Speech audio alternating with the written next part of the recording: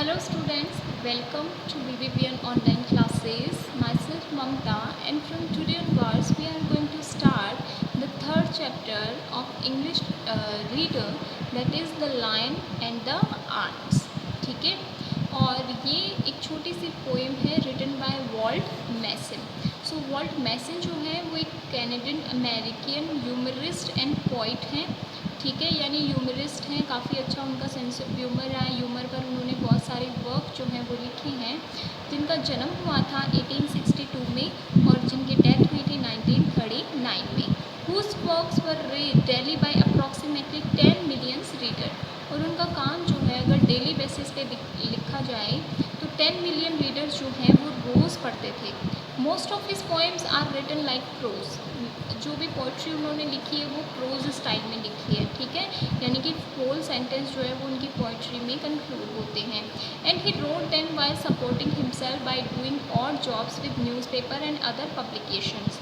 और जब वो अपनी ये पोएम्स वगैरह या प्रोज वगैरह जो भी अपना जो राइटिंग वर्क कर रहे थे उस टाइम पर वो छोटी छोटी सी जॉब कर रहे थे, जैसे न्यूज़पेपर में लिखना या किसी प्राइवेट पब्लिकेशन जो है अगर उसने कोई चीज़ मांगी है तो उस पर लिखना. So the chapters name is Lions and arts. अब लायन की अगर हम बात करें तो एक बहुत बड़ा जानवर है जो कि बहुत ही बुरी तरीके से हार्म कर सकता है. और अगर आर्ट्स की बात करें तो एक छोटी सी चींटी होती है जो कि वो भी बहुत हार्म कर सकती है अगर अपनी पर आए तो. ठीक है, यानी कि the poem presents our approach to challenges and little worries in our lifes. कि हमें किस तरीके से छोटी छोटी चीज़ें जो हैं वो और छोटे और बड़े चैलेंजेस अपनी लाइफ में क्या करने पड़ते हैं, फेस करने पड़ते हैं. But life is not a car that always changes on soft and level roads. लेकिन एक कार की तरह हमेशा गाड़ी को जो है वो अच्छी और सॉफ्ट सी रोड नहीं मिलती. कई बार क्या मिलते हैं, गड्ढे भी मिलते हैं जिसको उछल उछल के पार भी करना पड़ता है. ठीक है, so while some are very hard to deal with others are easier to.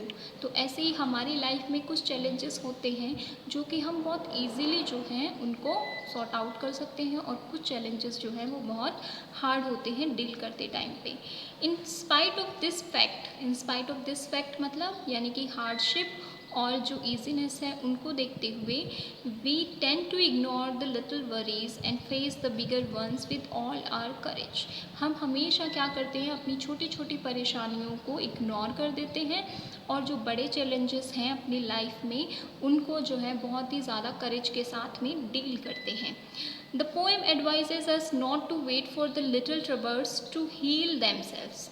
Point हमें जो है ये पोएम है ये हमें यही एडवाइस कर रहा है कि हमें जो अपनी छोटी छोटी चीज़ें हैं उन पर भी उतना ही फोकस करना चाहिए जितना कि हम अपने बड़े चैलेंजेस पर करते हैं. We should face them and defeat them with the same courage with which we face and defeat the bigger crisis in our life. हमें अपनी छोटी परेशानियाँ जो हैं उनको भी उसी करेजियसली जो है उनसे फ़ाइट करना चाहिए जिस तरीके से हम बड़ी परेशानियों को फाइट करते हैं. सो अगर हम पोएम की बात करें, as you can see in the picture also, here it is a lion and here it is a man. ठीक है, तो मैन जो है ऐसा लग रहा है इस पिक्चर को देख के कि जो लायन जो है वो मैन पर अटैक करने वाला है और मैन जो है यहाँ पर खुद को सेव करने की कोशिश कर रहा है. तो शायद यही इंसिडेंट है कि किस तरीके से लायन जो है उसने हमारा जो राइटर है उस पर अटैक किया और किस तरीके से राइटर ने खुद को सेव किया. तो चलिए स्टार्ट करते हैं पोएम रीडिंग करना. Once a hunter met a lion near the hungry creature's lair, and the way that lion maltreated him was decidedly unfair. But the hunter never whimpered when the surgeons with their thread sewed up 47 guesses in his mutilated head. ठीक है, so first paragraph है हमारा. जैसा कि हमने पहले भी देखा या पढ़ा कि वॉल्टन जो है वो अपनी पोइट्री में मेनली प्रोज का यूज़ करते हैं, यानी कि फुल सेंटेंसेस जो हैं उसका यूज़ करते हैं. वंस अ हंटर, एक बार की बात है, एक हंटर, देखिए ये रहा हंटर. ठीक है, एक हंटर जो है मेट अ लायन, वो एक लायन से मिला.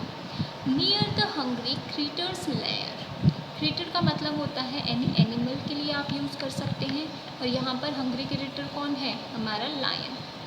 लेयर का मतलब होता है जहाँ पर जो एनिमल्स जो होते हैं, जंगली जानवर जो होते हैं, वो मेनली रेस्ट करते हैं या सोते हैं, यानी कि कहीं पर झाड़ियों में। तो once a hunter met a lion near the hungry creature's lair. तो एक बार की बात है, एक हंटर जो है यानी शिकारी जो है वो एक लायन से मिलता है। कहाँ पर, जहाँ पर एक भूखा जो एनिमल जो है वो रेस्ट करता रहता है, सोया हुआ रहता है। And the way that lion mauled him was decidedly unfair. और जिस तरीके से उस लायन ने उस हंटर पर वॉल्ड यानी अटैक किया, वो डिसाइडेडली अनफेयर था, यानी कि इस तरीके से उसको अटैक नहीं करना चाहिए था, वो एक फेयर गेम नहीं था। But the Hunter never whimpered when the surgeons with their threat. But the Hunter, लेकिन उस हंटर ने नेवर, कभी भी, whimpered यानी ज़ोर ज़ोर से वो चिल्लाया नहीं कि हे ईश्वर, मुझे तो जो लायन है उसने मेरे पे अटैक कर दिया है, now I am facing so much pain. When the surgeons कौन होते हैं, जो मेनली सर्जरी करते हैं, विद देयर थ्रेट, यानी कि जब वो लायन के घाव, लायन के जो शिकार हो गया था और लायन के शिकार से बचकर वो निकला था, तो जब वो सर्जन्स के पास में आया, डॉक्टर्स के पास में आए, तो अब वो सर्जन्स क्या करेंगे, जो भी उसका कट लगे हैं, ठीक है, तो वहाँ पर क्या करेंगे, थ्रेड के थ्रू उसको जिसको अपन बोलते हैं ना कि छोटे छोटे टाँके देना, ठीक है, उसकी जो भी उसके जहाँ पर भी चोटें आई हैं उसको कवर अप करेंगे। तो उस टाइम पर भी जो हमारा जो हंटर है उसने करेजियसली, बिना किसी तकलीफ़ के, उसने जो है सर्जन से वो अपना काम करवाया। स्वीड up 47 gases in heat mutilated head. उन्होंने क्या किया, थ्रेड के थ्रू शू करना, यानी कि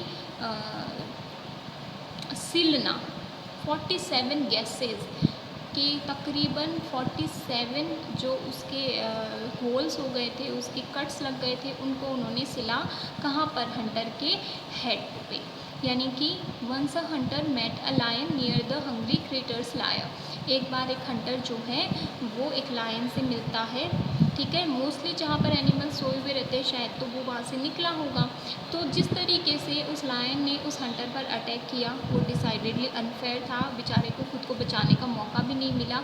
और वो हंटर जो है उसने इतनी ब्रेवरी के साथ में जो सर्जन्स हैं उनके थ्रेट जो है उसका सामना किया कि उसने एक बार भी चिल्लाया नहीं, हालांकि उसके 47 जो टाँके हैं वो आए थे।